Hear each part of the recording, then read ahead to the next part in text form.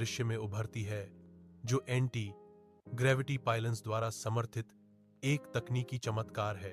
शहर बैंगनी और इंडिगो नियन रोशनी से धड़कता है, जो सर्किट जैसा दिखता है। ऊपर एक कृत्रिम सूर्य घूमता है, जो शहर के दृश्य पर अपनी निर्मित रोशनी डालता है।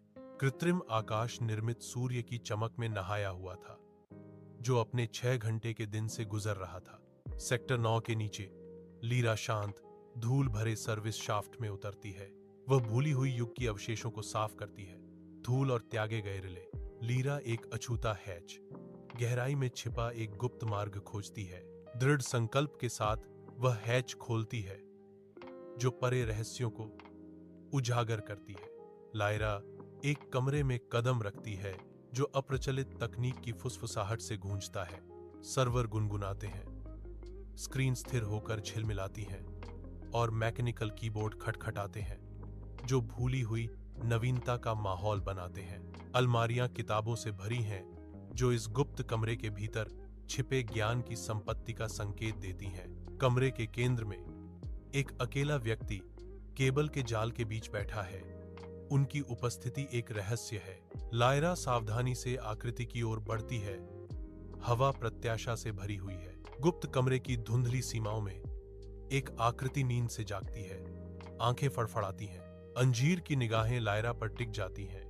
उसका चेहरा हल्की रोशनी में चिंता से उभरा हुआ है। लायरा की आवाज सन्नाटे को चीरती है।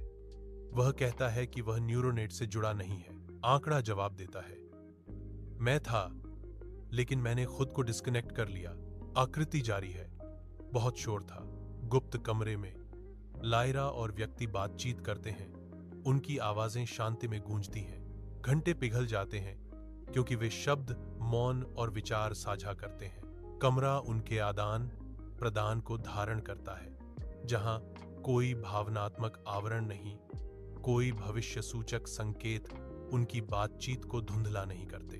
केवल कच्ची ईमानदारी ही उनके बीच की जगह भरती है, क्योंकि असली आवाजें अनकही सच्चाइयों का भार वहन करती हैं। लायरा वीरियन शहर की रात में कदम रखती है। एक गुप्त याददाश्त सुरक्षित रूप से उसके दिमाग में बंद है। वह एक ऐसी याद रखती है जिसे डाउनलोड करना असंभव है, साझा करना असंभव है। उसकी दुनिया की चुप्पी, जो कभी एक शून्य थी, अब वास्तविकता की एक नई भावना के साथ धड़कती है। शहर की रोशनी उसके चारों ओर टिमटिमाती है, फिर भी सच्ची रोशनी अंदर से चमकती है। पहली बार लायरा को लगता है कि दुनिया सच्चाई से भरी है। लायरा गहरी सांस लेती है। केवल वही वास्तविकता को अपनाती है जिसे वह समझ सकती है। कई दिनों बाद लायरा गुप्त कमरे में जाती है, टूटे हुए उपकरण और अनकहे सवाल लेकर। अछूते ज्ञान के वादे से आकर्षित होकर अन्य लोग एकत्रित होते हैं। उनके चेहरे जिज्ञासा से चमकते हैं। तंत्रिका प्रतिरोधी शरण चाहते हैं, ड्रॉप आउट उद्देश्य पाते हैं। सभी निरंतर गुनगुनाहट से परे कुछ पाने की खोज में एकजुट हैं। गुप्त कमरे के हृदय में मन शांत स्थिरता में उत्तर खोजते हुए मिलते हैं। विरियन शहर उगता है। स्टील और कांच का एक मूक प्रहरी इसकी नियन रोशनी नीचे जागने वाली सड़कों पर लंबी छाया डालती है।